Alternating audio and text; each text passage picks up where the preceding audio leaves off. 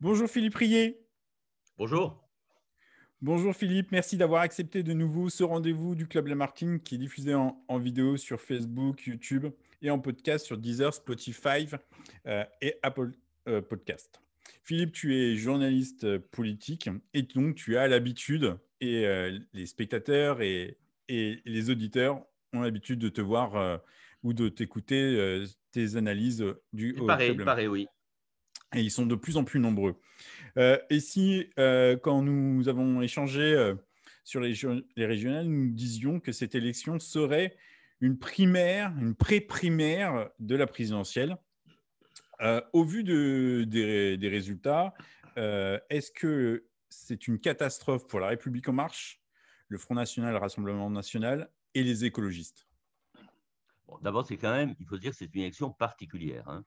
C'est une élection intermédiaire, c'est une élection qui intervient fin juin, à un moment particulier de sortie, de présumée sortie de crise sanitaire.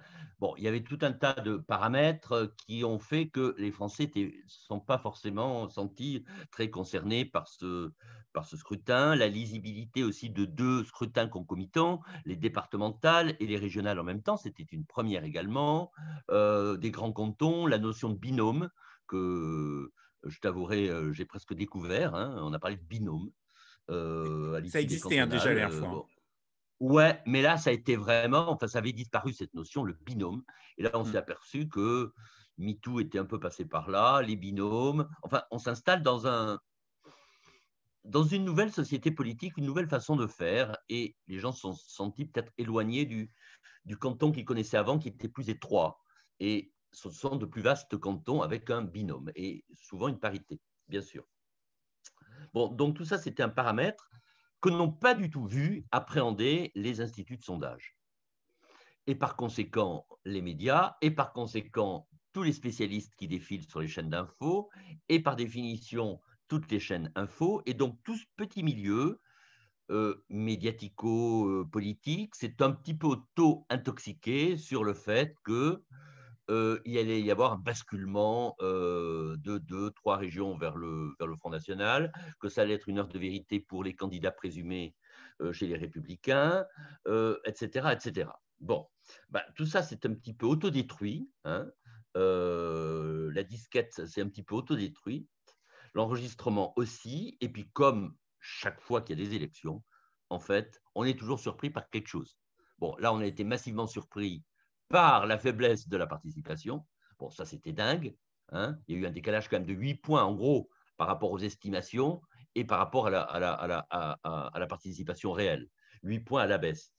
Et ça a quelque part coloré un petit peu le résultat d'une manière originale, inédite, avec sans doute des phénomènes de participation, de différenciation de participation suivant les partis. Alors, tu m'interrogeais sur pour qui c'est un échec, pour qui c'est un drame, pour qui c'est un mauvais scrutin. Effectivement, il y en a deux partis qui sont particulièrement visés, hein, je pense, qui ont failli, hein, qui ont déçu, pour qui c'est une très mauvaise nouvelle. C'est effectivement la REM et c'est effectivement le Rassemblement national. En ajoutant peut-être les Verts, les écologistes, et on y reviendra un petit peu plus tard. Alors, moi j'ai l'impression que c'est quand même, pour chacun des deux grands perdants, c'est peut-être, attention, une fausse défaite.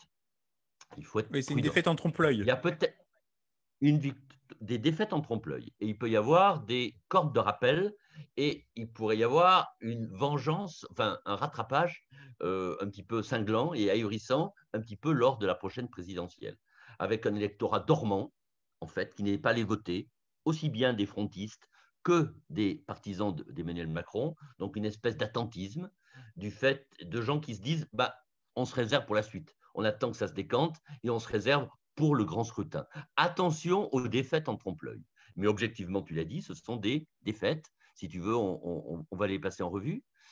Pour moi, pour le Rassemblement national, c'est quand même une lourde défaite parce que ce parti avait claironné qu'il allait gagner des dizaines de conseillers départementaux, qu'il pouvait gagner une, deux, trois régions, que ce parti allait servir d'une ou deux victoires dans des régions comme marchepied, comme rampe de lancement pour la candidature de Marine Le Pen, qu'on pensait aussi que la candidature d'Éric Zemmour pourrait être cornérisée, rendue impossible par un succès de Marine Le Pen, que ça remet en cause encore l'efficacité de la stratégie de Marine Le Pen. Maintenant, on voit qu'il y a un débat interne au sein du Rassemblement national, les mous et puis les durs, ceux qui aimeraient revenir à un parti plus viril, comme le souhaite Jean-Marie Le Pen. Donc, il y a un débat interne qui va être devant les caméras dans les prochains jours avec le congrès du Rassemblement national. Et on va peut-être voir ce parti se déchirer avec des tendances. Donc, ce sont des ferments un petit peu de différenciation, de division, de dissension. Et Jean-Marie Le Pen ne craignait pas de dire de peut-être d'effacement à terme, hein, d'une pente peut-être d'effacement. Alors, qui dit effacement dit peut-être des forces qui vont remplacer, qui vont s'adresser à une partie de l'électorat du Rassemblement national. Ces forces, ça pourrait être un petit parti. Oui. Lors de notre, oui, tu allais le commencer, excuse-moi de t'avoir coupé, mais effectivement, lors de notre dernier rendez-vous, on avait parlé peut-être d'une création d'un parti trumpiste, et on y est peut-être pour le coup suite à l'échec. Alors, un parti trompé, j'en suis pas sûr. Non, je pense qu'il peut y avoir deux types d'évolution.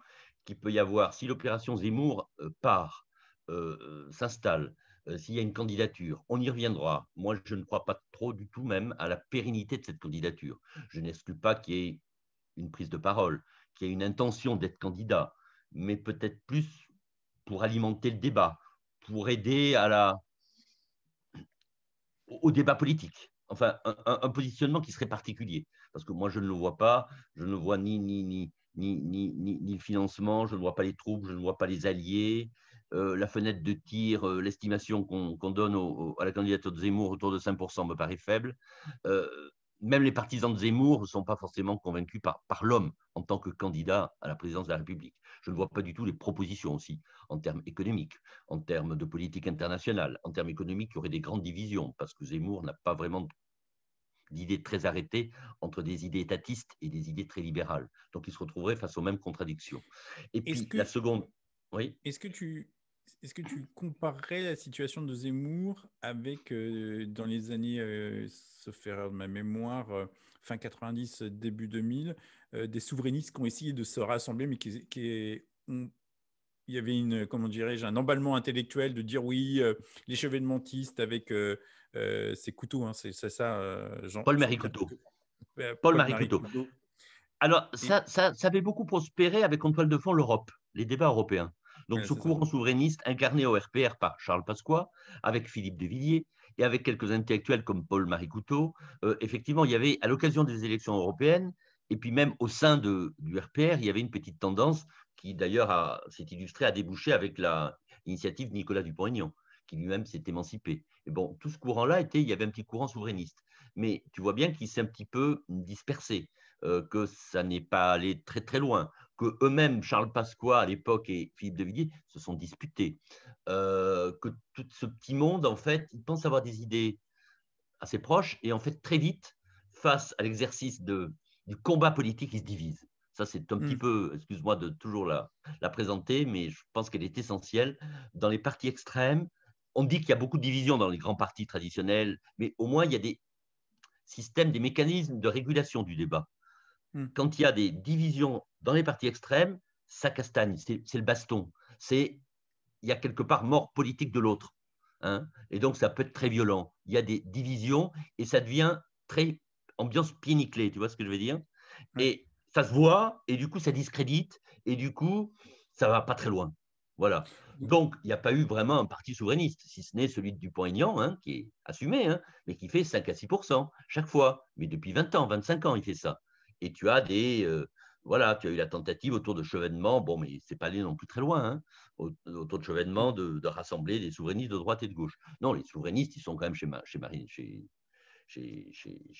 Le Pen pour le moment. Bon, donc, pour en revenir à si le RN était durablement amoché et affaibli, il peut y avoir une partie donc qui soit intéressée par l'initiative de Éric Zemmour et une autre qui revienne dans le giron de la droite, hein, avec son candidat qui sera choisi le moment venu, qui peut être Xavier Bertrand, qui pourrait être Laurent Wauquiez, qui pourrait être un autre, etc. Donc l'enjeu des prochaines semaines, des prochains mois, il est là. Si la candidature RN s'effrite, bon, mais moi je ne pense pas, attention à la défaite en trompe-l'œil, hein, il est le gros. Enfin, la plupart des gens qui s'intéressent à la politique, ils connaissent, ils suivent pas toutes ces arguties, nos discussions un peu trop de spécialistes. Hein. Mais bon, ils voient Marine Le Pen et elle a quand même elle conserve de larges soutiens. Et les sondages qui ont pu être faits cette semaine montrent que, bon, même si elle a un peu encaissé, hein, bon, elle reste quand même l'adversaire encore bien dangereux et le plus probable dans le scénario qu'on évoque pour la présidentielle. Effectivement, lors d'un tsunami, la mer se recule avant de refaire des ravages avec une grosse vague. Oui. Quand même, effectivement, je te rejoins, il faut s'en méfier. En ce qui concerne la République en marche, pour toi, Alors, c'est pour la quel... République en marche, ça peut être également une défaite en trompe-l'œil. On peut Ah oui, imaginer, ouais, on peut imaginer qu'il y a un système en France, il y a deux thèses. Une des thèses favorables à la REM, enfin, après on y reviendra. Je te signale que la REM a plus que quelques semaines d'existence. Euh, on va sûrement à l'occasion de cette élection présidentielle, ils vont probablement proposer une nouvelle organisation comme un comité de soutien, comme un mouvement, etc., mais qui va transcender tous les partis. La REM n'ayant pas marché, n'ayant pas d'élus, la REM ne va pas poursuivre comme ça. On va recréer quelque chose. Hein. oui. C'est dans un grand mouvement schumpeterien. On détruit, c'est la destruction créatrice. Hein. On détruit et on redémarre avec autre chose. Hein. Donc la REM, on ne va plus entendre parler beaucoup, je pense, ni même En Marche. D'autres slogans vont être inventés. Je pense que ça sera un slogan assez voisin de celui du président Mitterrand en 88, du style La La France France unie, tranquille, du style la La France France unie. ensemble, etc. Je pense que ça sera autour de ces thématiques. Hein. Je suis prêt à le parier. Bon, mais En Marche, ça ne peut pas servir de la même façon. Donc il va y avoir il va y avoir de la créativité là. Alors pourquoi ça serait une défaite en trompe-l'œil? Parce qu'une des possibilités, c'est que, favorable hein, pour ce courant-là, pour le parti macroniste, pour les macronistes, ça serait de dire qu'en fait, les Français, ils ont déjà mentalement dans la tête installé une cohabitation dans leur tête. Ils se disent, pour la présidence, ben, Emmanuel Macron, il connaît du monde, il est quand même jeune, il est quand même dynamique. Bon, on le critique, mais il rebondit toujours, il est intelligent, il ressemble à une partie de nos élites. Le petit monde de la start-up Nation continue à l'apprécier. Finalement, il résiste mieux que ses prédécesseurs au sondage. Et finalement, on aurait d'un côté un président relativement populaire, mais à même de rassembler pour une élection présidentielle, et son parti,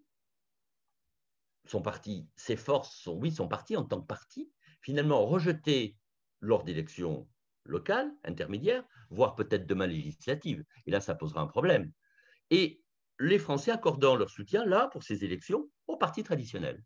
Donc, il y aurait un et en même temps. Il y aurait un et en même temps. On a le président disruptif, à qui on donne une autre chance, une nouvelle chance, un nouveau bail, parce que finalement, ils ne sont peut-être pas à la hauteur, tous ceux qui veulent sa place, pour des raisons X ou Y, ou Z, et éventuellement discutables. Mais il assure quand même, voilà, lui à l'Élysée, et puis, donc, la France des élus locaux, la France peut-être demain des députés, libres, différents, et donc tout le monde serait représenté. C'est une hypothèse que je risque.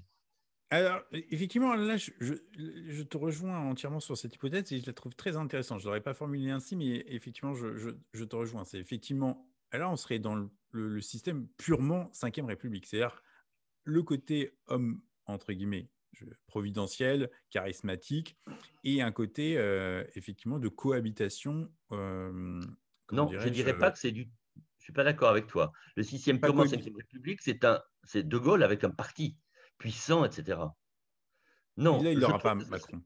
Non, mais non, c'est pour ça que ça ne sera pas Oui, ainsi.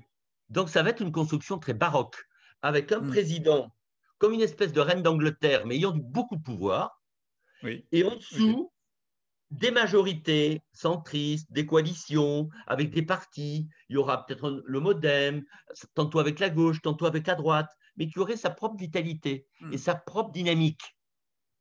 C'est un truc Même baroque, pas du tout 5e République. Un oui, truc oui. sui generis, une cohabitation extravagante qui va faire hurler, à mon avis, les gardiens du temple de la 5e. Hein. C'est très Oui. baroque. Non, mais je te rejoins sur ton analyse. Pour moi, l'échec de La République En Marche, il était programmé. C'est-à-dire qu'au lendemain de la présidentielle, euh, ils ont décidé de tuer le parti. Pour éviter les gens comment dire, les guerres, le clocher au sein du parti, au sein de la République En Marche, ils ont tué le parti. Il y a quasiment plus de militants et on le voit. C'est-à-dire que cette incapacité à organiser localement, à faire des collages massifs, ce genre de choses. Et toutes les listes, hein, je prendrais à Dijon le député qui a été candidat au départemental, il se prend une tôle, quoi. Il s'est pris une grosse tôle, quoi. Donc, Je pousserais même l'analogie en disant qu'il s'imagine peut-être comme un chef d'un grand groupe, comme le président de Danone. hmm, Et en dessous, il y a des forces syndicales, il y a les personnels, il y a des régulations internes, mais qui sont hmm. indépendantes du président. Le président, il exprime une voix, certes, façon 5e République, mais il n'a pas forcément besoin d'un parti Godillot parce qu'il sent qu'un parti Godillot avec des militants, c'est fini avec la société du clic, Hmm. avec les réseaux sociaux. C'est fini les grands meetings. Et puis ça coûte cher. Et puis ça favorise des détournements d'argent. Et puis on solde les affaires de financement des partis. Et quelque part, il y a un rejet. Il aurait aimé peut-être, dans un premier temps, créer une force comme un. J'ai entendu beaucoup chez les gens de la REM, créer un grand parti démocrate Hmm. à l'américaine. Et Un peu communautariste. C'était ses hmm. positions du début. Hein.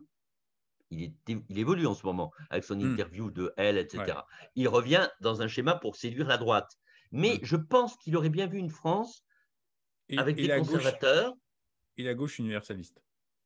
et puis une société, un parti démocrate. Hmm. Je crois qu'il est très agacé par ce qui se passe aux États-Unis. Et on le voit, Biden qui vient pas à Paris, enfin bon, c'est un autre sujet. Biden qui priorise la chancelière Merkel, qui va venir voir Biden aux États-Unis. Il n'a plus la première place, Emmanuel Macron. Hmm. Et je pense que la victoire de Biden, c'est tout ce qu'il aimerait un petit peu pour la France en termes de société. Mais il ne peut pas le dire. Voilà. Fin de la parenthèse. La troisième force qui, quand même, les circonstances, les manifestations, le monde d'après, et cette victoire-là, c'est pas une défaite en trompe-l'œil, mais c'était peut-être une victoire en trompe-l'œil des municipales, c'est les écologistes qui, Une victoire en trompe-l'œil, au une, moment, au une- moment des municipales, je parle. une victoire dans des grandes villes, hein, Ouais, c'est mais ça, une voilà. défaite dans les campagnes et dans le reste de la Hmm. France, hein, en termes de voix. Ce n'était pas colossal. Mais ils ont réussi, du fait de la faible participation, à se hisser, à jouer les premiers rôles, à avoir des candidats aussi un peu charismatiques, hein, connus, hein, légitimes, qu'on ne connaît pas au niveau national, hein, mais qui ont fait leurs preuves localement. Quand j'interroge mes amis dans ces différentes villes, ils me disent tu sais, le nouveau maire, c'est pas n'importe qui. Hein. C'est quelqu'un qui a longtemps combattu, très identifié. Hmm. Ils ne sont pas venus comme Non, une non, espèce de champignon le matin. Hein. on est bien C'était d'accord. pas des amateurs. Alors, on ne les connaissait pas en exercice du pouvoir, mais ils étaient quand même connus. Ils sont venus, ils ne sont pas venus comme ça de la Non, planète Mars. Hein. on gagne pas. Voilà. Bon. Alors, c'était une victoire, oui, mais limitée, mais qui a paru peut-être en trompe-l'œil. Alors là, ouais, on s'est aperçu qu'avec les Verts, quand ils sont leaders d'une liste, là aussi, comme pour le RN, mais pour d'autres raisons, il y a une espèce de plafond de verre, sans jeu de mots. VERT, plafond de verre. Bon, allez, ça c'était un joke. Il y a un plafond de verre et deux ou trois exemples. Dans la région Hauts-de-France, Karima Deli, candidate verte, bon, elle réussit à plomber, à mettre la gauche à 20 ou 23%, alors que là, Hmm. c'était une terre de mission. Enfin, il y a une gauche, il y a un peuple ouvrier, etc. Donc, il y a une inadéquation entre cette candidate verte et une partie du vote populaire qui travaille dans les mines ou qui travaillait dans les mines, mais qui travaille dans des usines, mais qui n'ont pas voté pour Karima Deli, pour une verte. On a vu aussi un autre exemple dans les Pays de la Loire, tout le monde prédisait une chance dans un autre écosystème beaucoup plus conservateur de droite, mais où la gauche, on l'avait vu avec Notre-Dame-des-Landes, avec le succès des mairies de gauche et verte, là, on pensait que ça pouvait bien fonctionner pour Mathieu Orphelin, assez charismatique, etc.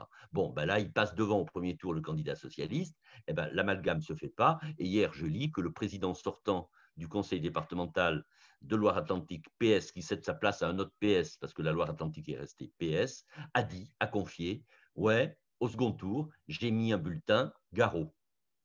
Si Garot, le candidat socialiste, avait chapeauté la coalition, j'aurais voté pour lui. C'était orphelin, il a des positions sur certains sujets qui me déplaisent, et donc j'ai voté nul. Mais j'ai toujours voté socialiste, a-t-il dit dans un jeu de mots. Ouais. C'est bien illustratif. Idem en Île-de-France. Est-ce qu'on l'a à gauche, on ne voit pas ce clivage universaliste, racialiste qui est en train de se faire, communautariste? Ah bah si, on le voit.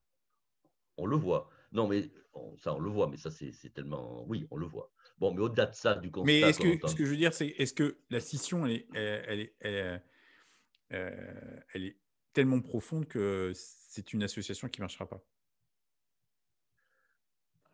On verra, sans doute pas. Mais après, ce sont des rapports de force, la politique. Il faut que se réimpose, une autre vision plus universaliste, plus classique, etc. Et là, ce qu'on observe depuis 8 jours, c'est le changement de pied du PS, de Olivier Faure, du discret Olivier Faure, est souvent moqué. Jusqu'à présent, on disait qu'il allait s'effacer, que le PS allait s'effacer à l'égard d'une candidature verte. Depuis lundi, il a compris ça, il a changé de pied et il a dit qu'il était impossible, dans ces conditions, vu que les Verts nous avaient amené la gauche à un échec, il était impossible de se ranger derrière un candidat vert à la présidentielle. Mais là, il a quand même des arguments. Bon, et là, c'est un nouveau. Voilà, les choses avancent. Ce qui est étonnant chez les Verts, c'est que les Verts, les jeunes, c'est-à-dire que les jeunes se sont massivement abstenus. Les jeunes, en tout cas une partie, votent massivement pour le Front National, Rassemblement National. Et en même temps, les jeunes se mobilisent massivement dans les rues pour l'écologie. Et là, il y a une distorsion au bout du compte sur le système électoral. C'est-à-dire qu'on voit bien que ça bouge, mais ça ne se concrétise pas, quoi. En tout cas, ça ne s'est pas concrétisé au moment des régionales. Moi, j'ai discuté avec un... Qui c'est qui bouge dans les manifestations? C'est les jeunes. Les jeunes, ils n'ont Ouais. pas voté à 85%. Donc, ils ne croient pas assez au système démocratique, à nos institutions, pour aller voter et pour aller jusqu'au bout, et donc pour marquer des points. Donc, il y a une espèce de contradiction. Et puis, dans un vote, il n'y a pas que des jeunes qui votent. Et les jeunes, ils peuvent voter massivement pour les Verts, massivement, de manière un petit peu prépondérante. On a dit que pour les 18-25 ans, qu'ils votaient plus Verts que RN. Mais en même temps, il y en a d'autres qui votent. Et les Verts sont très faibles, sont de plus en plus faibles une fois que tu avances en âge. Et au-delà de 60 ans, ils sont très faibles. Donc, c'est quand même, il faut être universaliste là aussi. Donc, c'est un ensemble qui vote. Et donc là, ils échouent, il y a un plafond de verre. Je viens de te citer l'exemple d'un classique du PS, d'un notable qui n'a pas voté parce qu'il y avait une tête de liste verte. Il aurait voté gauche si ça avait été Monsieur Garot. Et on peut penser que les Verts auraient, si ça avait été dans cette situation, bon, on ne peut jamais faire comme si. Si le PS avait été tête des listes, on peut penser qu'il aurait fait peut-être un peu plus qu'avec ce Vert qui a été tête des listes. Oui, est-ce que tu penses que les Verts payent, en tout cas au moment des régionales, les déclarations du maire de Bordeaux, de Lyon, comment ça s'appelle, je cherche le nom, la mairie de Paris. Julien Bayou. Non, non, la jeune femme. Oui, Alice Coffin. Voilà, Alice Coffin. Est-ce que tu penses que ces non, propos-là... c'est une addition de petites polémiques qui fait que auprès de l'électorat qui est plus éloigné de la politique, qui aime bien les Verts, mais qui n'est pas très militant, ça crée un phénomène démobilisateur, et surtout vis-à-vis de l'électorat plus âgé, je dirais. Petite parenthèse, en Allemagne, il y a des élections en septembre où il pourrait avoir une chancelière verte qui gagne, qui soit élue, quoi. Mon cher Lionel, c'est en train de beaucoup changer. C'est en train de changer. Elle s'écroule dans les sondages. Elle cumule toutes les semaines. Alors, il y a des affaires qui sortent. Hier, une affaire sortie par un grand journal de plagiat. Elle a sorti un livre où des passages entiers auraient été copiés dans d'autres livres. Elle n'arrête pas d'enquiller les mauvaises nouvelles. Et donc, les courbes sont en train de se croiser. Et là aussi, c'est Olivier Faure et d'autres voient ce qui se passe. Et on voit bien que l'espérance que les Verts, leur espérance arrive en tête, a l'air de d'avoir beaucoup diminué. Et le plus probable est une reconduction des chrétiens démocrates avec leur nouveau leader. Bon, ça. Donc tout ça participe du fait que les Verts, bon, c'est bien pour gérer peut-être des mairies, c'est le meilleur scrutin, peut-être au niveau pour les européennes, parce que c'est bon, ça fait bouger les choses. Hein. Ils sont souvent forts aux européennes. Mais les élections peut-être de plus grandes collectivités, départements, régions, ils sont moins associés à ça. Parce que dans ces collectivités, on gère pas spécialement le verdissement, enfin, le verdissement des politiques publiques. On gère des investissements, on gère le social, on gère, voilà, dans ces collectivités territoriales. C'est pas comme une ville. Dans une ville, on voit davantage de verdissement. Dans un département et une région, c'est pas perçu comme étant aussi pertinent. Et puis pour la présidentielle, pour d'autres raisons, on pense que ce ne sont pas des formidables gestionnaires. Ils ont toujours eu des scores assez modestes, sauf Noël Mamère, à l'élection présidentielle. Alors, élection, on ne parlera pas trop des départementales, mais c'est en gros la même chose. L'analyse est un peu équivalente. Bon, il y a les présidentielles qui approchent à grands pas. Ces élections ont fait des vainqueurs et des vaincus, mais est-ce que la grande bataille, est-ce que la droite va pouvoir s'entendre entre ces candidats? Et est-ce que la gauche peut s'en sortir avec une candidate ou un candidat qui fera plus de 5 points de scrutin? Bon, alors moi, je me projetterai un petit peu dans l'avenir. Je pense que la situation n'est pas la même pour la gauche et pour la droite. La droite ne peut pas se payer le luxe de perdre une troisième fois l'élection présidentielle. C'est une question de survie. Le parti majoritaire de droite qui a fondé un petit peu avec le général de Gaulle la Ve République, dont sont héritiers les Républicains. Je pense que ça, c'est un levier majeur qui favorisera l'entente à terme, d'une manière ou d'une autre. Donc, c'est une question de vie ou de mort. Pour la gauche, je pense qu'ils ont fait une croix globalement sur cette première présidentielle. Ils voient que jamais le pays n'a été autant à droite et que ça serait très bizarre que ça se passe qu'il y ait une issue favorable. Et je pense que, et c'est les échos que j'ai dans ces partis, c'est que ce qui expliquerait un petit peu le teasing sur la candidature d'Hidalgo, etc., c'est que le PS, quelque part, les forces social-démocrates veulent reprendre un petit peu le leadership par rapport au vert. Et ça paraît un petit peu ridicule ce que je vais dire, mais contribuer à la réorganisation de la gauche et à un réaffermissement de la doctrine en vue de la présidentielle suivante. C'est-à-dire ne pas être absent, ne pas être balayé, avoir une candidature qui fasse 10, 12, 15, si possible, hein, d'entente, mais sur de nouvelles bases pour travailler pour le coup d'après. D'accord. Non, mais il y a aussi des partis qui pensent à ça aussi, hein, à l'échelle de l'histoire. Hein, et que c'est une mauvaise passe, c'est comme ça, c'est pour des raisons. Et puis laisser le temps de certains maires, certaines nouvelles personnalités, je ne te parle pas de Carole Delga, hein, mais peut-être d'autres, d'émerger, etc., de préparer le coup d'après. Donc, c'est une stratégie de long terme. Il faut être là, il faut reclarifier les choses, il faut quand même faire vivre, ne pas trop décevoir il y a toujours une gauche en France. Donc, il faut qu'elle soit représentée, parce que sinon, ça se passera mal le prochain quinquennat.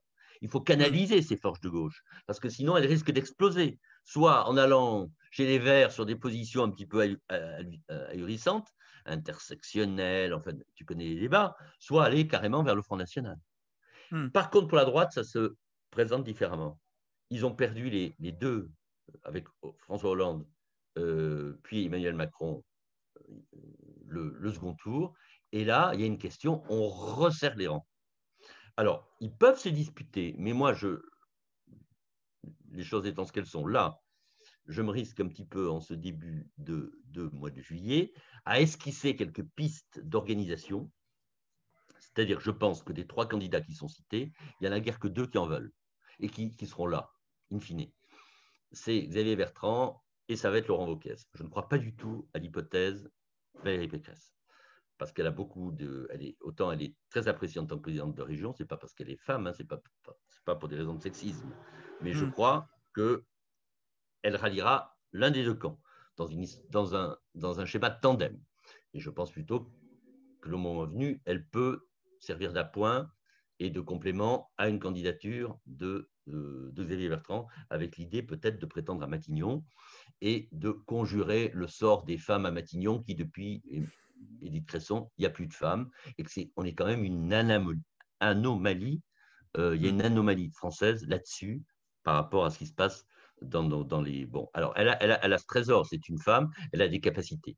Mais je crois que Xavier Bertrand ira jusqu'au bout.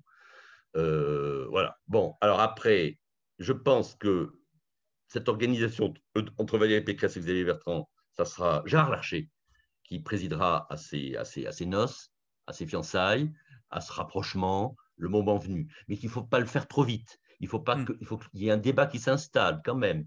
Il faut que toutes les tendances des républicains se sentent représentées. Il ne faut pas insulter l'avenir. Puis il ne faut pas se découvrir trop tôt par rapport au pouvoir pour que le candidat des républicains ne devienne pas une cible trop vite du pouvoir de ses ennemis. Et que donc, voilà, il vaut mieux se déclarer le plus tard possible.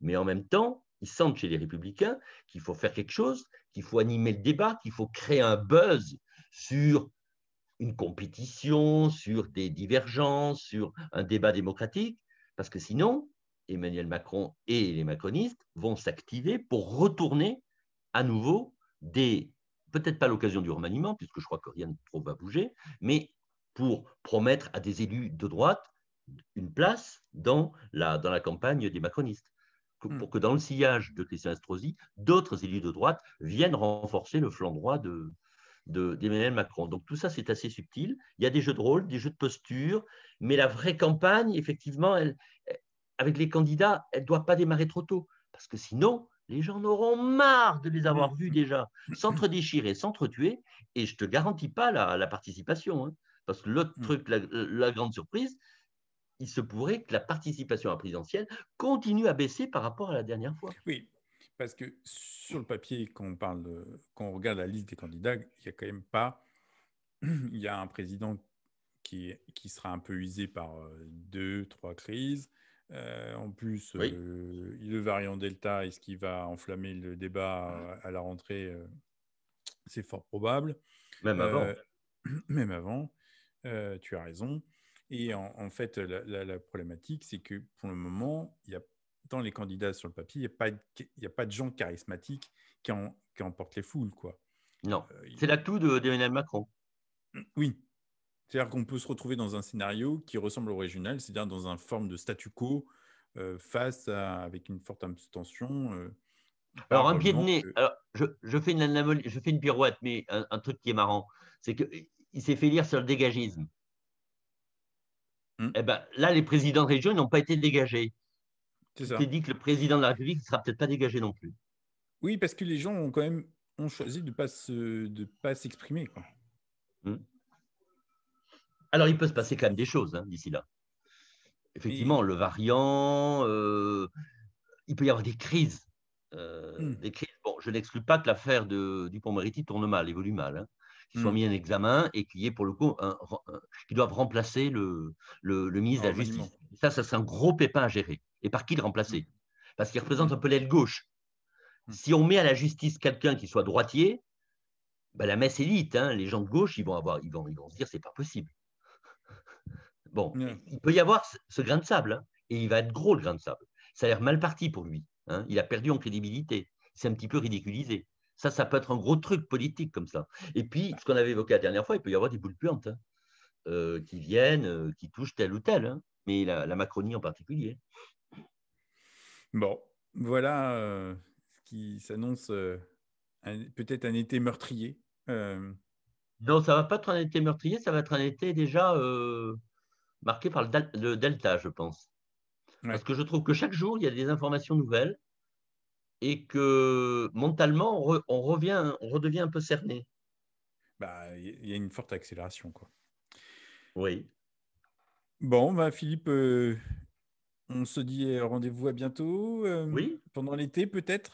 Pendant l'été, comme on disait, s'il y a une dévaluation, on disait ça il y a 30 ans, une dévaluation du franc, mais par rapport aux marques. Euh, Mais ça mais n'existe plus. oui, Ça ça n'existe n'existe plus. plus. Mais il peut y avoir quelque chose qui se passe. Un coup de théâtre, tout à fait. Bon, Euh, voilà. si Zemmour est candidat, ça va être cocasse. Mais je ne sais pas s'il va se déclarer cet été. Je ne sais pas. Je pense que sa campagne pour finir sur notre rendez-vous, mais je pense que le test des affiches qu'on a vu fleurir partout Oui, est un test pour voir s'il y a une forte oui, mobilisation. Si demain matin il se réveille avec, je sais pas, en tout cas pas grand-chose en termes de mobilisation sur le site internet ou d'inscription à leur oui, oui, ça va newsletter, jouer, tout à fait, tu as tout à fait raison. c'est une forme de sondage populaire. Euh, S'il n'y a pas cette mobilisation, Éric Zemmour n'annoncera pas sa candidature au mois de septembre. Voilà, Ouais, mais je ne sais pas qu'il fasse un truc un peu intermédiaire, je ne sais pas lequel. Mais Hmm. tu vois, comme il y a eu des candidatures pendant 2, 3 mois pour occuper le terrain. Et peut-être pour discréditer, parce que je ne sais pas quelle est son intention. Enfin, son intention est quand même d'empêcher Marine Le Pen. Donc peut-être de préparer un nouveau parti qui pourrait faire alliance avec une partie de la droite. Mais enfin, Hmm. c'est un truc très compliqué. Bon. Bah, Philippe, je te souhaite un bon été si on ne se Merci. revoit pas d'ici Merci là. Lionel. Et on suit Je ça de salue. près, hein. Oui, oui, l'été, on continuera. En tout cas, je salue, j'en profite, tous les auditeurs et les spectateurs qui nous regardent à chaque rendez-vous. À bientôt, Philippe. À bientôt. Au revoir. Au revoir. Au Bon revoir. été à tous.